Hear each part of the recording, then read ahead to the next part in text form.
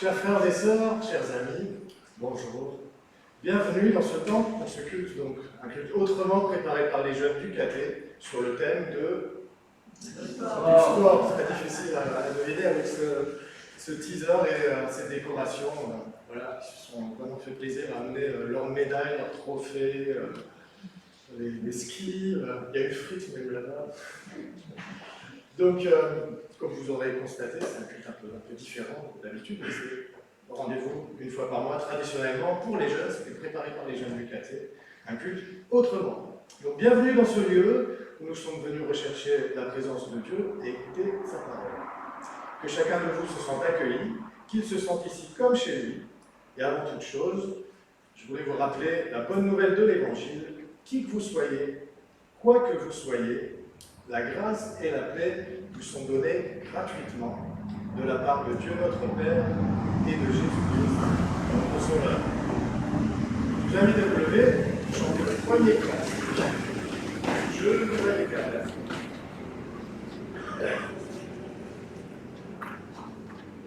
Oh,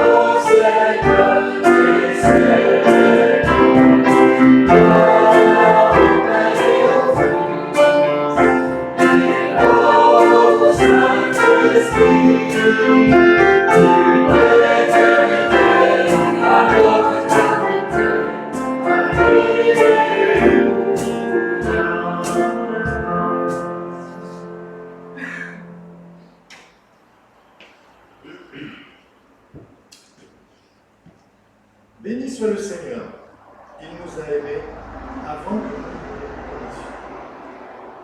Béni soit le Seigneur, il nous a aimés avant que nous ne le connaissions. Il nous a donné sa parole pour que nous l'entendions.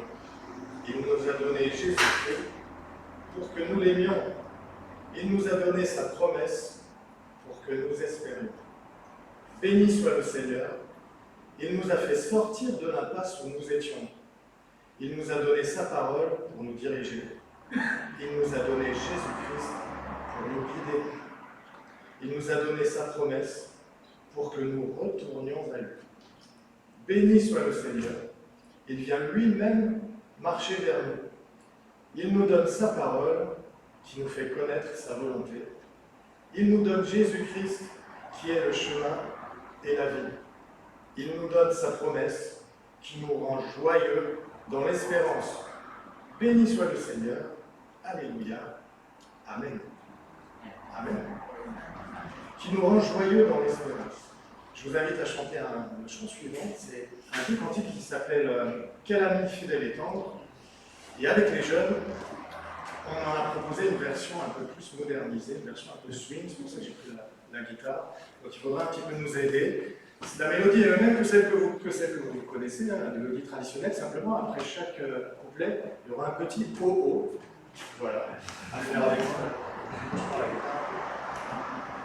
Un oh, c'est très simple, on va vous l'apprendre. Les jeunes vont appris en 5 minutes, donc forcément, comme on est tous jeunes, on va y arriver. Ça va comme ça. Oh, oh, oh, oh, oh, oh, oh, oh, oh, oh, oh, oh, oh. Ça vous va? Je vous le refais pour un peu. Oh, oh, oh, oh, oh, oh, oh, oh. Bon, c'est un peu modernisé, mais voilà. Donc sinon, c'est pareil.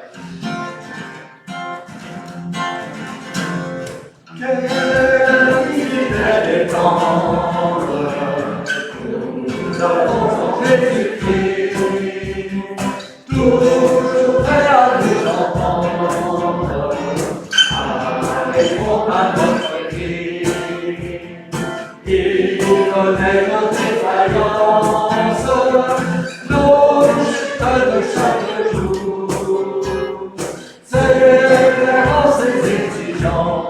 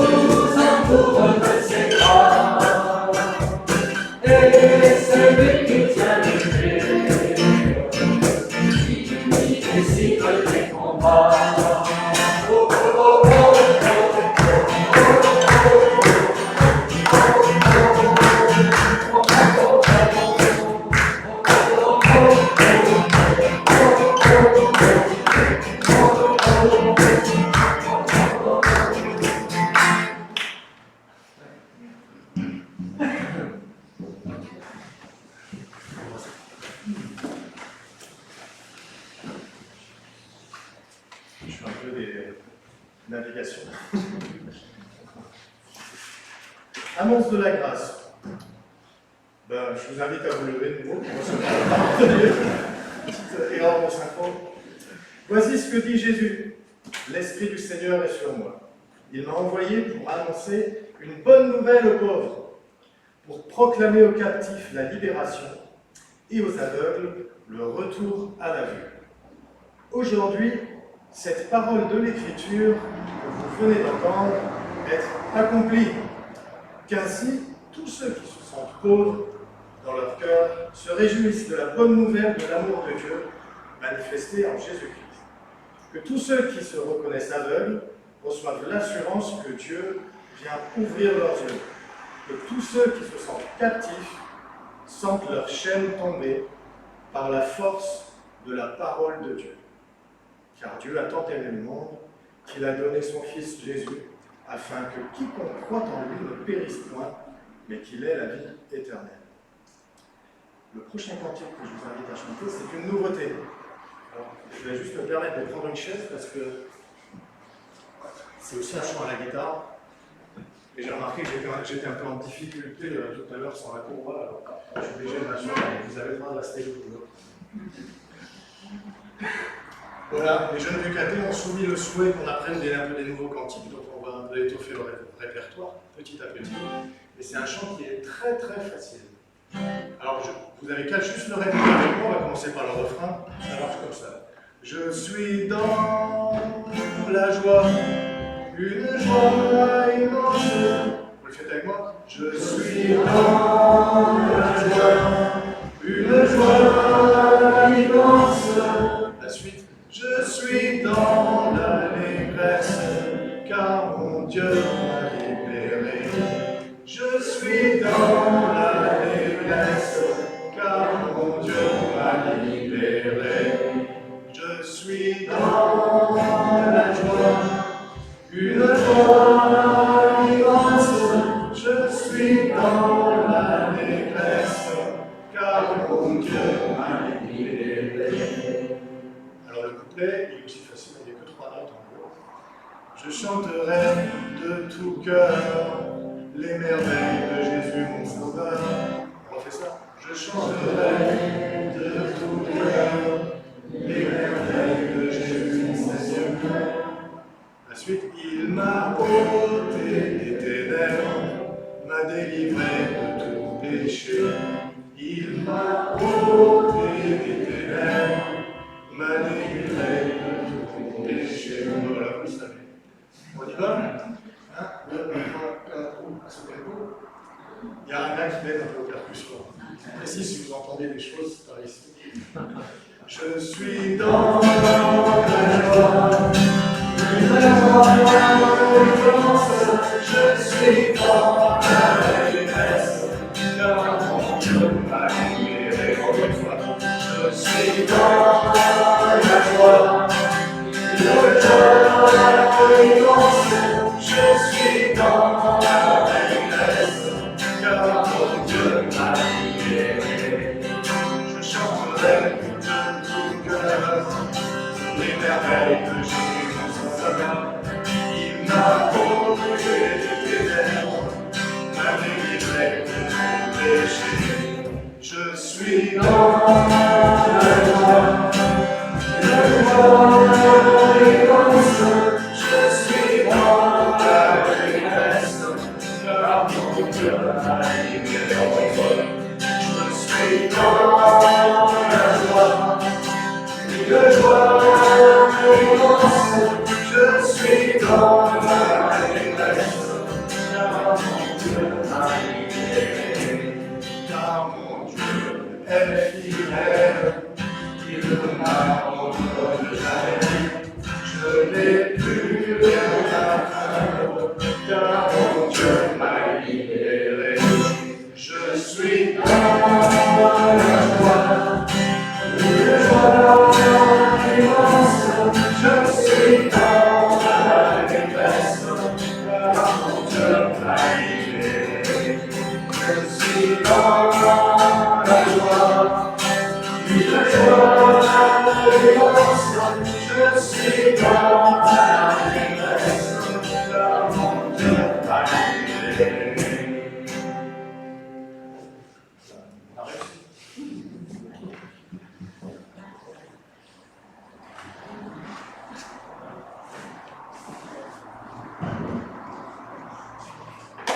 Une animation, vous pouvez vous rasseoir, merci. Une animation particulière. Vous savez, traditionnellement, on a toujours une animation organisée par les jeunes. Donc on s'est vraiment cassé la tête pour savoir qu'est-ce qu'on pourrait faire de sportif. Des centres à ski, soit l'élastique, il y avait plein de... Comme d'habitude, il y a plein de propositions. Donc finalement, il y a des demoiselles qui ont une idée d'un sport plus intellectuel. Tu veux non, Anna-Élise, elle ne veut pas, elle n'ose pas vous le présenter parce qu'en fait, c'est un défi pour Christian. Alors voilà, dans le but de vous rendre très bien attentif à la prédication, j'ai envie de dire encore plus que d'habitude, les jeunes du KT ont demandé à Christian de placer 2 mots incongrus qu'ils ont choisis dans sa prédication. Voilà. On ne vous dit pas lesquels. Et donc, votre mission, si vous l'acceptez, c'est d'essayer à la fin de sa prédication de repérer quels mots les jeunes ont demandé à Christian de placer. Ok? Alors, si vous regardez de temps en temps, je t'amène sur les jeunes, vous aurez peut-être des indices. Voilà. Donc, c'est le moment de la prédication. Merci, Fred. C'est pas moi qui ai choisi les 2 mots. Alors écoutez bien.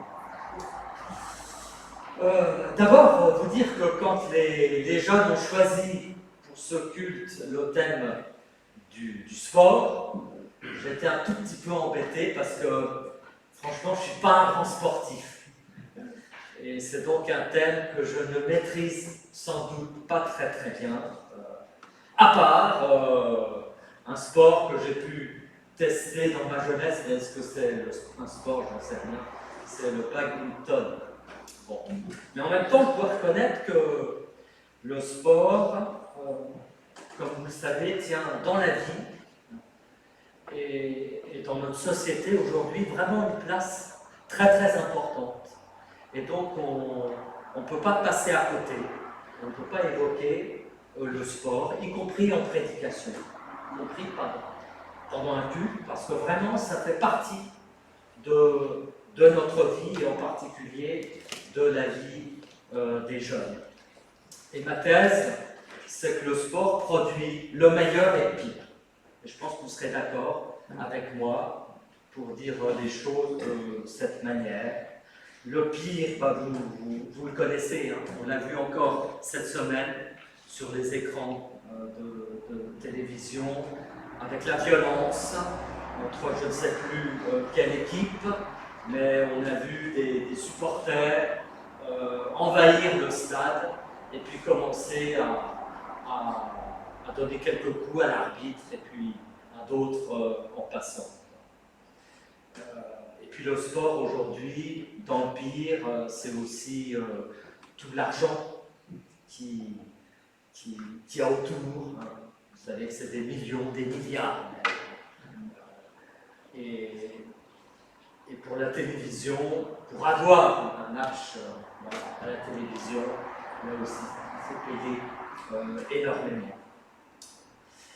Voilà, mais on peut se dire aussi que la violence n'a pas attendu le sport hein, pour déferler dans le monde. Bien avant le foot, bien avant le rugby, bien avant d'autres sports, bien avant même les jeux du cirque des Romains, la violence elle était là. Et du coup, on s'est dit que voilà, il ne fallait pas forcément lier le sport à la violence. En tout cas, pas résumer le sport à la violence qui déferle dans les matchs aujourd'hui. Et avant d'être pasteur à Grasse, j'étais pasteur à Auteuil, et on était juste à côté du Parc des Princes. Et c'est vrai que le samedi soir, on évitait de sortir dans la rue parce qu'on ne savait pas ce qui pouvait se passer dans les rues tout autour du stade. Malheureusement, il s'en est passé des vertes et des paniques. Ça c'est le pire, mais il y a le meilleur avec le sport. Et je voudrais vous lire ce qu'a écrit, et ce qu'a dit plutôt Clarisse Kremer. Je ne sais pas si vous connaissez Clarisse Kremer, c'est une skippeuse. Voilà, Elle a fait des grandes courses en solitaire sur son bateau. Et voilà ce qu'elle dit. Je ne pensais pas être capable de faire ces grandes courses. L'idée de devoir dormir par toutes petites tranches me semblait, par exemple, irréalisable. Moi qui suis une grosse dormeuse. Alors voilà. Je ne sais pas s'il y a des gros dormeurs parmi nous dans l'assistance, mais voilà, ben, sachez que Clarisse Kremer, en dépit du fait qu'elle est une grosse dormeuse, elle a fait le tour du monde à la voile et elle a dû, bien sûr, dormir par petites tranches horaires. Et elle a découvert, elle poursuit, que nous avions en nous des ressources inestimables et bien souvent insoupçonnées. Et elle dit encore, c'est lorsqu'on est seul face à nous-mêmes, sans possibilité d'assistance extérieure, que l'on peut se rendre compte de l'immensité des capacités humaines. Et elle termine en disant, eh bien, il faut réaliser que dans une course, comme dans la vie, c'est ça que j'aime bien, c'est qu'en fait elle dit, la vie c'est comme une course, comme le verset qu'a choisi Frédéric, hein, sur le teaser d'introduction du culte. Hein. J'ai combattu le bon combat, j'ai poursuivi ma course, j'ai achevé ma course. Eh bien, Clarisse Kremer dit, il faut réaliser que dans une course, comme dans la vie, les moments de détresse n'interviennent pas forcément dans les situations les plus dangereuses, mais dans celles qui nous atteignent mentalement. La lassitude, la solitude, le désespoir sont les véritables conditions extrêmes. Et c'est là qu'il faut être fort mentalement. Et si on est fort mentalement, eh bien on y arrivera. On arrivera à achever notre course.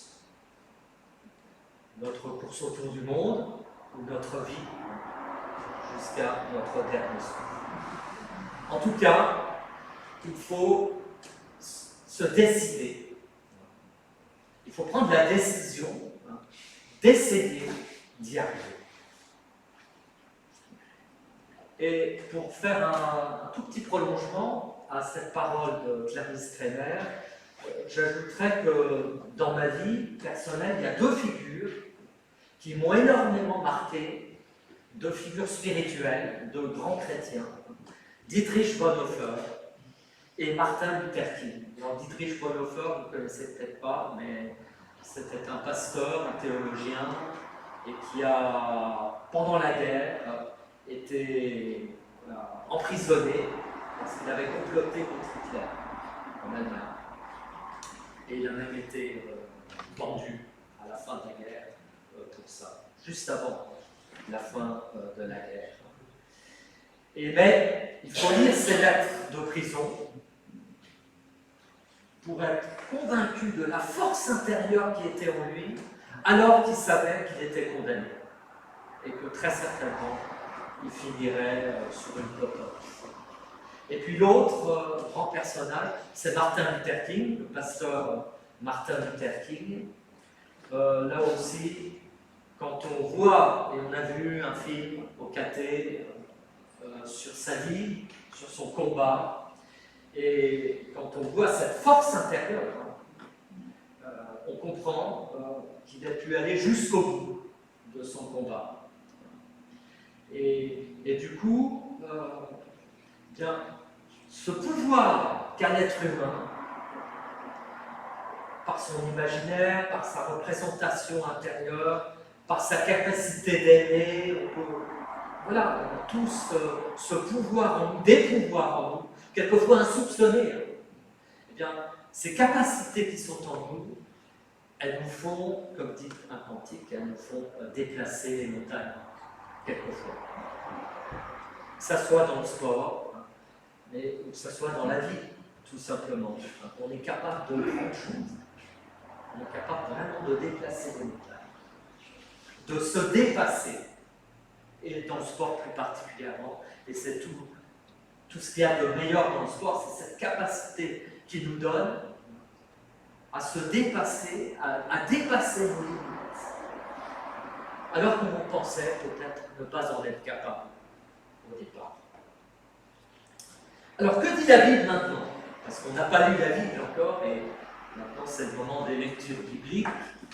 Et bon, j'aurais pu prendre une citation du prophète Ésaïe, puisqu'on a parlé de match. Ésaïe dit « Dieu sera l'arbitre des nations ».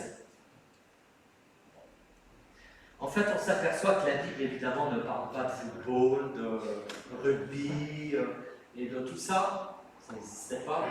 Par contre, elle utilise beaucoup de métaphores, beaucoup d'images, pour dire qui est Dieu et pour dire aussi ce qu'est la foi. Et par exemple, on peut penser aussi dans la bouche de Jésus à cette parole. Les premiers sont les derniers et les derniers sont les premiers. Parole là aussi intéressante par rapport à l'univers du sport où, bien sûr, ce à quoi on aspire, c'est d'être premier. Tant que Jésus nous dit, mais attention, souvenez-vous, les premiers sont les derniers. Et les derniers sont les premiers. Et on voit ainsi que les lunettes interprétatives sportives, elles peuvent valoir tout autant que d'autres lunettes interprétatives. Par exemple, quand Jésus utilise d'autres images plus courantes dans les paraboles, par exemple les images agricoles. Il dit que le royaume de Dieu est semblable à un semeur qui sème à tout va dans le champ du monde. Et puis j'ai choisi alors, parce que c'est peut-être l'apôtre Paul qui use le plus de métaphores dans le registre du sport, j'ai choisi un passage de sa première lettre aux chrétiens de Corinthe. Au chapitre 9, je lis à partir du verset 24. Ne savez-vous pas que les concurrents dans le stade courent tous, mais qu'un seul remporte le prix. Courez de manière à le remporter.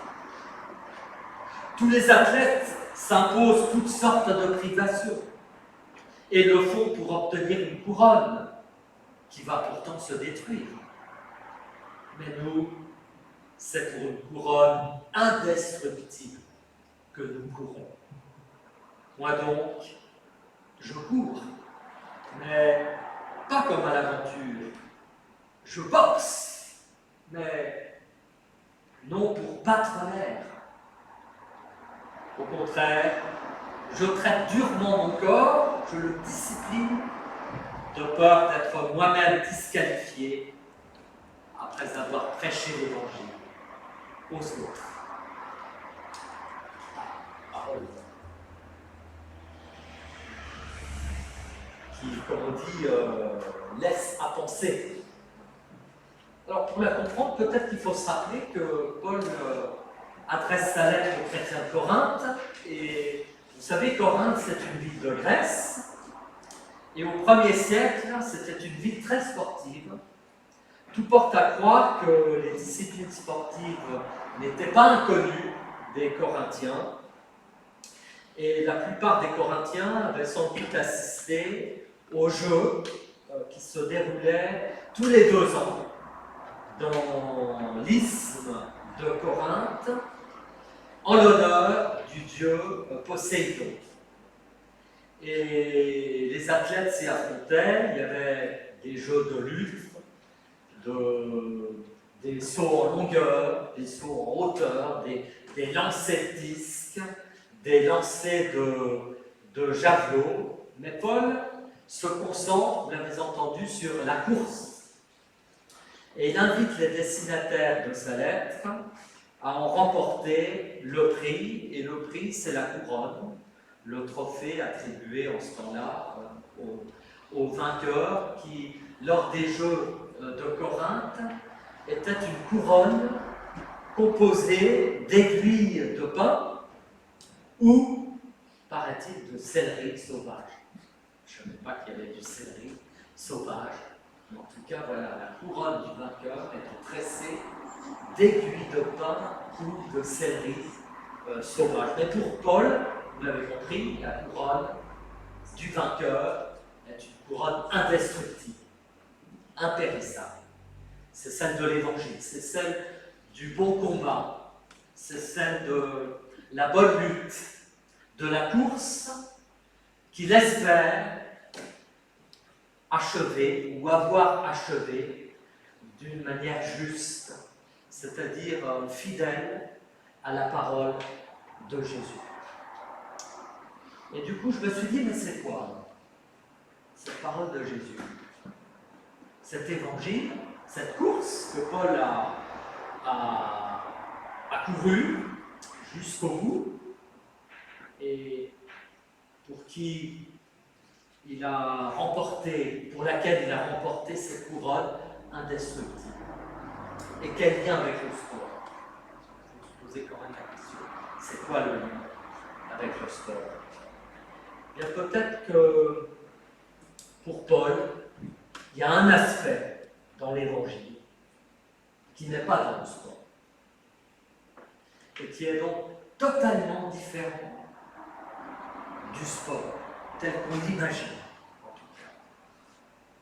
Alors, il ne s'agit pas de victoire, parce qu'il parle de la victoire pour celui qui a remporté le bon combat et qui allait jusqu'au bout de la course au nom de l'évangile, jusqu'au bout. Alors, c'est pas ça. Alors, c'est quoi? Qu'est-ce que c'est? Qu'est-ce que c'est? Bien, c'est justement, c'est la défaite. C'est accepter la défaite. Pour Paul, l'être humain est bien sûr un stalagmite, quelqu'un qui s'élance et qui s'élève vers les hauteurs, mais c'est aussi comme un stalactite. L'être humain est quelqu'un qui tombe quelquefois. Et il faut qu'il accepte de tomber. Parce que la vie humaine, elle n'est pas faite seulement de succès. Elle n'est pas faite seulement dans la vie de victoire, de couronne, d'examen réussi. Dans la vie, et vous le savez tous, on en a tous fait l'expérience, il y a quelquefois des échecs, des insuccès. Et il faut l'accepter. Et vous savez, la grande idée de la réforme, c'est d'abord la grande idée de Paul, et que reprend Luther au XVIe siècle. C'est l'idée qu'on n'est pas sauvé par nos œuvres, par nos succès, par nos victoires, mais on est sauvé par la grâce de Dieu qui nous aime, en dépit de nos échecs, malgré nos échecs. Parce que, vous voyez, aux yeux de Dieu, ce n'est pas les prouesses. Ce qui compte à ses yeux, ce n'est pas qu'on ait remporté la victoire au 100 mètres haies ou gagné le match en mettant plus de buts que ses copains dans le panier de volley ou de basket. Non, aux yeux de Dieu, nous valons beaucoup plus que nos réussites ou que nos échecs. Et je crois que c'est ça qu'il faut garder en mémoire. C'est parce que c'est ça l'évangile. L'évangile, c'est vraiment ça. Et il faut le garder en mémoire parce que les risques de la vie et les risques du sport, eh bien, c'est de se perdre. On peut se perdre en étant un grand champion. Et on peut perdre Dieu à ce moment-là. Parce que quand on s'illusionne trop sur nos capacités, eh bien, quelquefois on tombe de très haut. Mais l'évangile est là, et Dieu est là, qui nous porte justement quand nous tombons, qui nous relève de nos chutes. Parce que pour lui, qu'on soit premier ou dernier, c'est pas ça qui compte à ses yeux. Et c'est ce que nous dit l'apôtre Paul. Et c'est ce qu'il a vécu au cœur de cette expérience qu'est sa vie pour l'Évangile, au cœur de ses victoires, mais aussi de ses échecs. Il a eu besoin d'entendre cette petite voix lui murmurer à l'oreille que l'on n'est pas valorisé seulement par ce que l'on fait dans la vie, par ses exploits, mais par ce que l'on reçoit d'un autre que soi-même, du tout autre, de Dieu, le Père, qui nous aime tel que nous sommes. Amen.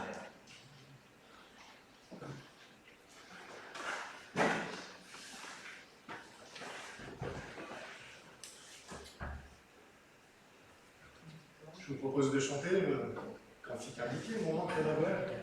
Et de vous. On donnera ta suite après.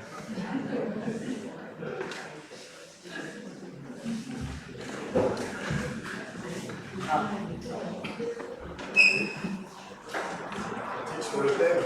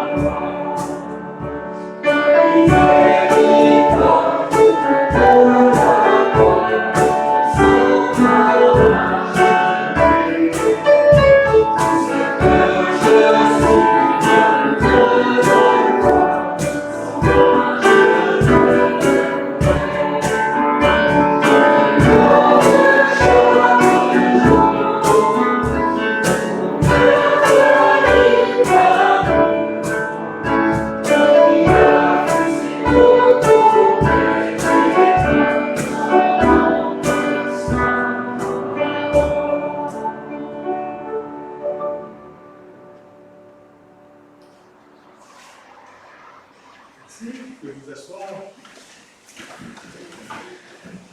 Donc les deux mots. Il y en a un qui est venu assez au début et un autre plutôt vers la fin. À votre avis? Victoire. Il y a pas victoire. J'ai pas entendu. Victoire, non. Non, c'est pas ça. Badminton. Badminton, oui. Badminton, c'était le premier, c'est bon, ça en accord avec le thème. Ah ouais, d'accord. Et le deuxième, il était stalactite. Moi, j'ai quand même noté isthme et céleri qui fallait passer dans l'éducation. Ce sera pour la prochaine fois. On a un témoin, mais il n'a pas pu venir aujourd'hui. C'est un champion, un sportif. Alors du coup, on a enregistré, on a eu la chance d'avoir son témoignage en vidéo. Donc je vous laisse avec notre témoin.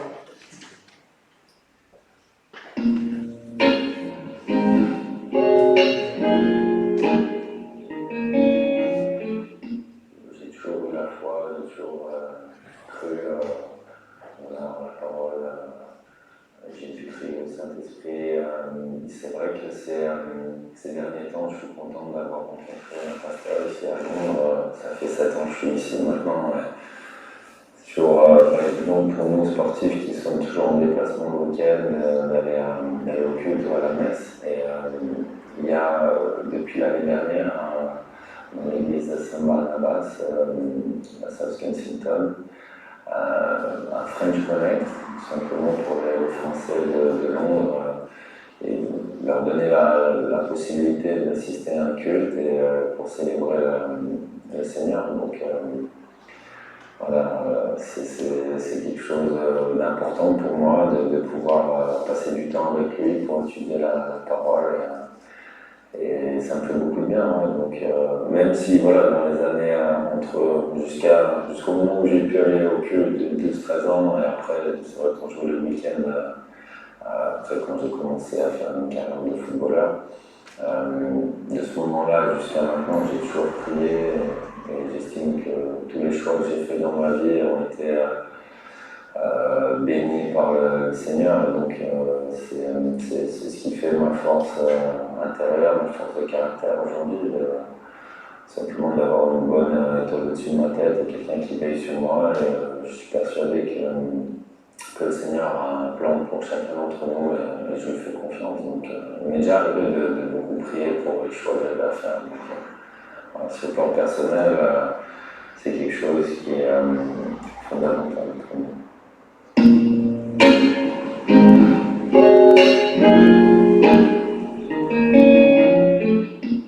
Bien sûr, comme je vous l'ai dit, aujourd'hui, j'étudie de plus en plus la Bible et les évangiles. Et on ressort toujours grandi, et je dirais, à chaque fois que je lis la Bible, j'apprends simplement une leçon et ça doit nous servir tous les jours. J'aime beaucoup lire les psaumes chaque jour, des psaumes différents. Il y a donc l'écriture de la Bible avec aussi parfois une explication du texte. Quand est-ce que ça s'est passé, dans quelles circonstances, on met les personnages dans le contexte et c'est très enrichissant. Il y a même une prière après, donc voilà, être accompagné comme ça tous les jours, pour moi au quotidien, c'est quelque chose qui devient habituel et dont j'ai besoin pour m'épanouir tout simplement.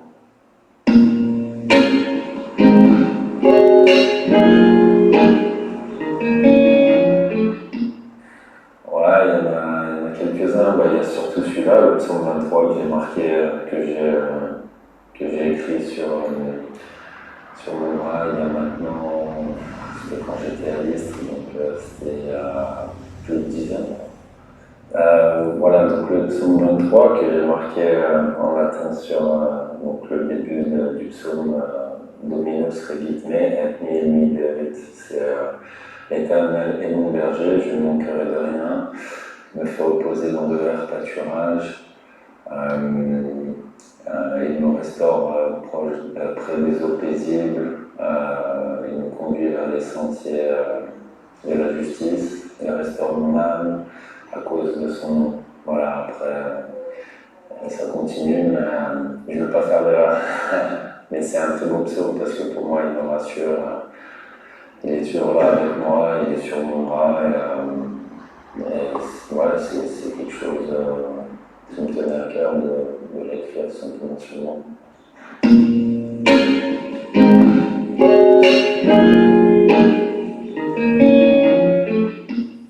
J'ai des enfants en bas âge, donc c'est vraiment 6 ans, 3 ans et 1 an, donc ils sont un peu jeunes. Mais j'ai téléchargé une application qui s'appelle La Bible pour les enfants et j'envisage de commencer comme deuxième, on dira, en âge de comprendre. J'envisage bien sûr de leur inculquer ces valeurs et tout simplement la vie de Jésus-Christ qui pour moi voilà, est extraordinaire et un exemple d'humilité, de sagesse et d'amour, un message qui m'a beaucoup aidé aussi tout au long de ma vie à toujours relativiser beaucoup de choses et toujours me battre. C'est ce que je veux aussi pour mes enfants. c'est important que chaque personne qui croit en Christ, qui à la fois communique, bien sûr, pour nos futures générations.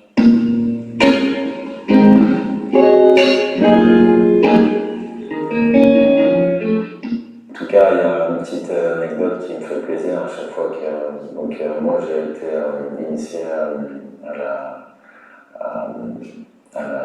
religion, je dirais, à la chrétienté par ma mère qui m'a emmené au culte quand j'étais petit.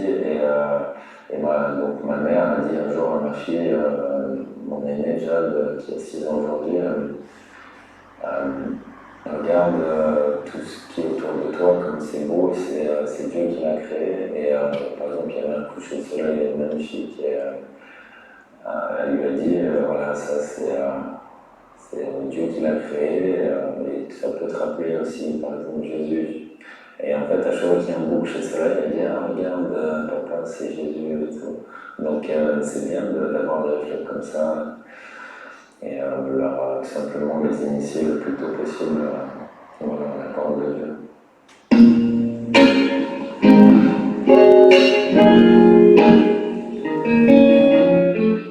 Quand on est adolescent, bien sûr qu'il y a beaucoup de tentations, il y a beaucoup de... Voilà, il faut que jeunesse se fasse aussi. On fait des petites erreurs, on apprend ses erreurs. Le principal, c'est de demander pardon. Et, voilà, personne n'est blanc comme neige. Et bien sûr, nous sommes les pécheurs.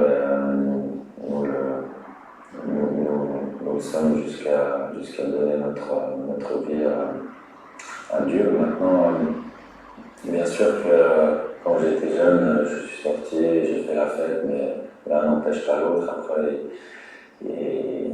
il s'agit toujours de savoir faire la part des choses.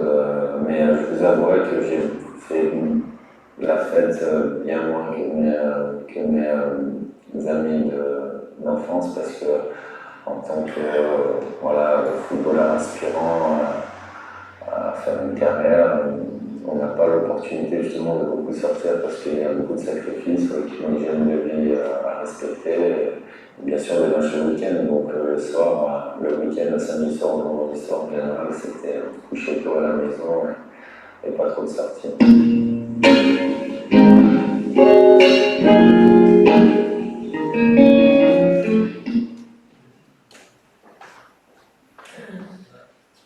Et donc Olivier Giroud, footballeur, je pense que tout le monde le connaît, avec ses mots à lui, voilà, qui parle de sa foi. C'est le moment des annonces de Marie. Je vais laisser la question pour les commenter. Voilà, vous avez les expositions dans le menu que vous pouvez admirer encore aujourd'hui et demain dans notre temple, grâce à Anastasia. Et puis nous aurons un programme des Courmettes avec l'association Arocha au domaine qui nous propose des sorties Bram du Cerf. Donc vous pouvez consulter le site des Courmettes et éventuellement monter au-dessus de Tourette Tourette-sur-Loup pour écouter le Bram du Cerf, une sortie paysage. Et puis notre grand rendez-vous, c'est le Festival de la Poésie de la Foi qui approche à Grasse, qui commence le 8 octobre, qui aura lieu principalement ici dans le temps, et puis aussi le vendredi soir à la Villa Fragonard, une soirée poésie et musique avec Yves Hugues. Et là, on aura aussi besoin d'abord de votre participation. Rassurez-vous, ce n'est pas du tout ennuyeux la poésie. D'abord, ce seront des lectures de textes, de très beaux textes. Mais il y aura aussi beaucoup de moments de concerts, des conférences aussi, avec des professeurs, des universitaires. Olivier Millet, et au sujet d'Olivier Millet, d'ailleurs, on cherche un lit pour la nuit du samedi au dimanche. C'est fait? Ah bah c'est fait. D'accord, parfait. Alors Olivier Millet aura un lit. Très bien. Là, il nous vient de Paris et c'est un professeur de littérature. Vous avez les fascicules, voilà. à disposition. Et surtout, voilà, venez quand vous pouvez, si vous avez ne serait-ce qu'une heure, le vendredi, le samedi ou le dimanche. Le dimanche, il y aura un culte un peu exceptionnel avec le pasteur Christian Daven d'Aix-en-Provence, et puis on lira des textes liturgiques de la tradition protestante, voilà, de beaux textes. La prédication portera aussi sur ce thème. Que vous dire encore? Je ne sais plus. Qu'est-ce qu'il y a encore la semaine prochaine dans les annonces?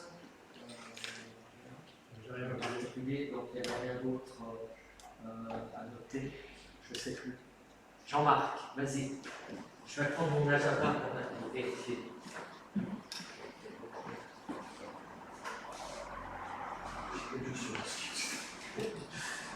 Bonsoir. Un nouveau déplacement en Intimie auprès de la Caritas. On a apporté, c'est un voyage en collaboration avec la pastorale des migrants de Grasse. Nous avons apporté des vêtements, de la nourriture, du thé, du café et 30 packs d'eau. C'est lourd, 30 packs d'eau. Bon, on est arrivé. J'ai rencontré Sandro, le cuisinier. Il est plus âgé que moi, c'est pas de dire. Et il est toujours à son poste, c'est un type vraiment formidable. Il avait 140 couleurs à faire. Il était là, tranquille, avec le monde autour, il s'arrangeait comme il pouvait, avec les éléments qu'il pouvait. Alors il m'a dit 140, mais cette nuit il est arrivé 35 Kurdes. Alors je vais voir un peu ce que je vais faire. Mais ça marche toujours, il se débrouille toujours.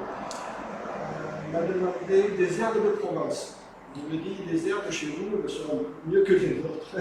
Donc il m'a dit, est-ce que vous pouvez apporter des herbes? Il n'y a pas de problème, on te portera ça, et voilà, on complétera avec des pâtes, du riz, des épices, etc. Et puis hier, en cette semaine, on a reçu un message de la Caritas qui voulait qu'on lance une commande encore de duvet. Vous vous souvenez, l'an dernier, on avait acheté des duvets. Bon, ce n'est pas des duvets pour les 3000 mètres, mais c'est des duvets qui permettent aux migrants de pouvoir passer la nuit au chaud. Donc on a commandé 35 duvets, Decathlon a fait cadeau de 5. Ça fait qu'il faut... Voilà. Donc, il y en a 30 à notre charge, mais en tout il y en aura 35. Et en principe ils arrivent à notre temps. Ce qui est encourageant aussi, c'est que sur place il y avait beaucoup de jeunes. Ils sont un peu plus âgés que vous, en général ils sont majeurs. Service civique et puis tout un groupe de bénévoles. De ce côté-là, il y a un bon élan et voilà, qui suffit pour l'instant besoin. Voilà. Voilà, merci. Alors, je continue encore quelques annonces de la semaine. Les amis de la chapelle vont se réunir mardi après-midi, élaborer le programme de l'année, les concerts, conférences et autres activités. Et puis mardi soir, nous aurons une réunion du consistoire pour les délégués de chaque paroisse de notre église de la Côte d'Azur. Et cette réunion aura lieu au temple d'Antibes. Et puis jeudi soir, nous avons un partage biblique par Zoom. Si vous êtes donc intéressé pour approfondir la Bible, j'enverrai le lien que vous recevrez par messagerie. Et donc c'est de 19h30 à 20h30. Et le texte qu'on a choisi, c'est une parole de Jésus. Et qui se trouve dans le livre du Lévitique. Tu aimeras ton prochain comme toi-même. Donc c'est jeudi soir. Et puis dimanche prochain, nous aurons un culte, le 3 octobre, et au cours du culte, il y aura un baptême un baptême d'un jeune qui doit avoir à peu près l'âge, non, il est un peu plus jeune que vous, mais il va entrer au catéchisme cette année. Il était malade, il n'a pas pu venir. Et c'est Tristan, le fils de Delphine, pour ceux qui connaissent Delphine ou Sylvie. Voilà. Alors réjouissons-nous de ce baptême et venez entourer Tristan donc, au cours du culte le dimanche 3 octobre à 10h.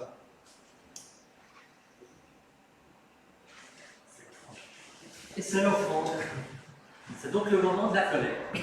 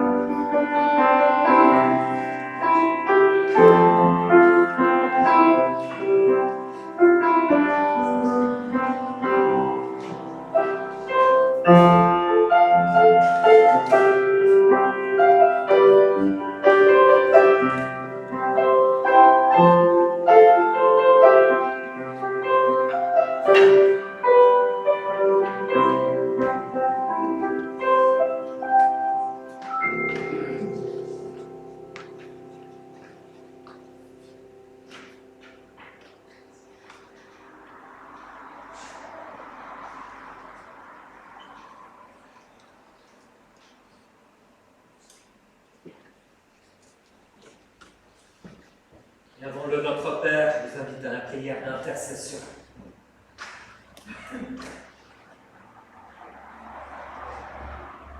Notre Dieu et notre Père, nous voulons te remercier pour ta parole que nous venons de recevoir. Elle nous appelle à ne pas craindre les aridités et les détours du chemin qu'est la vie. Nous voulons te remercier, oui, pour ce temps de culte que nous venons d'avoir, puis te présenter aussi cette année qui est devant nous, où tu nous guideras certainement encore sur ce chemin de la vie. Te demandons le courage, te demandons la confiance d'accepter les chemins que tu nous donnes, les étapes sur la route. Donne-nous de savoir y lire les signes de ta présence, les signes d'espérance. Nous voulons aussi te confier dans notre prière celles et ceux qui ont du mal à marcher, celles et ceux qui se blessent sur le chemin de la vie, celles et ceux que quelque chose étouffe, assèche, empêche de vivre. Et nous te les remettons entre tes mains bienveillantes. Que nous sachions tous marcher d'un même pas. C'est aussi notre prière. Nous soutenons, nous intéressons les uns aux autres et relevons ceux qui sont à terre.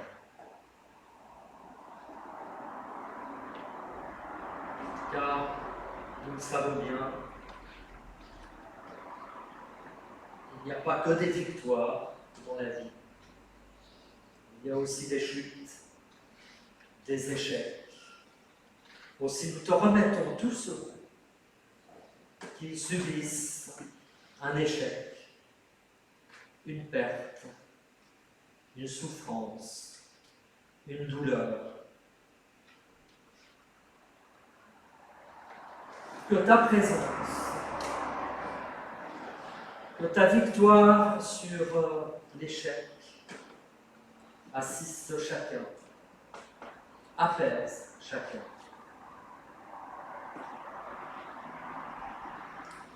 Nous, Seigneur, nous te remettons toute cette communauté et l'assemblée de ce jour pour laquelle nous te prions. Nous te remettons tous nos chemins. Et ensemble, nous terminons cette prière en te disant: Notre Père, qui es aux cieux, que ton nom soit sanctifié, que ton règne vienne, que ta volonté soit faite sur la terre comme au ciel. Donne-nous aujourd'hui notre pain de ce jour. Pardonne-nous nos offenses, comme nous pardonnons aussi à ceux qui nous offensent. Et ne nous laisse pas entrer en tentation, mais délivre-nous du mal, car c'est à toi qu'appartient le règne, la puissance et la gloire pour les siècles. Amen.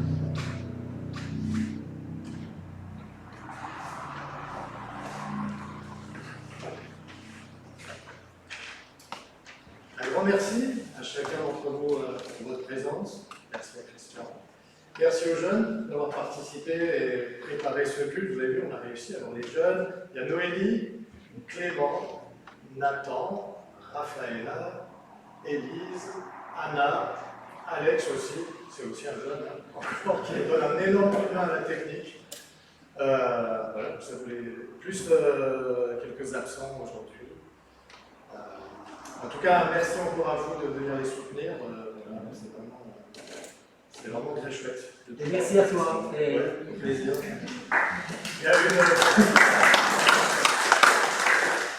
Je voulais vous donner une parole de bénédiction avant un dernier chant.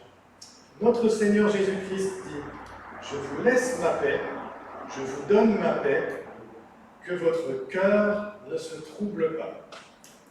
Allez sur le chemin de la vie, confiant dans cette parole.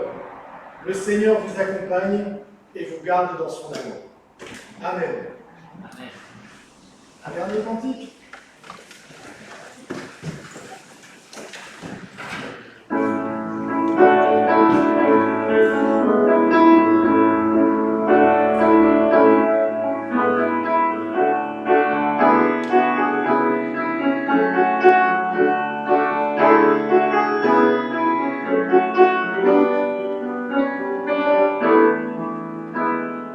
Seigneur,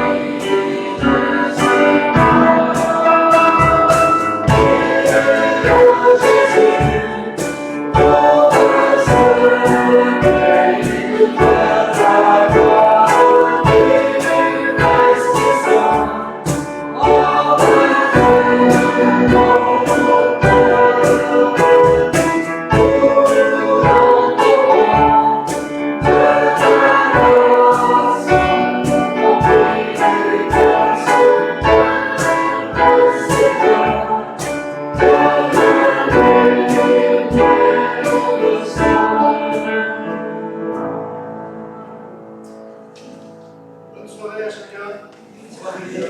Et les jeunes, n'oubliez pas de récupérer vos médailles.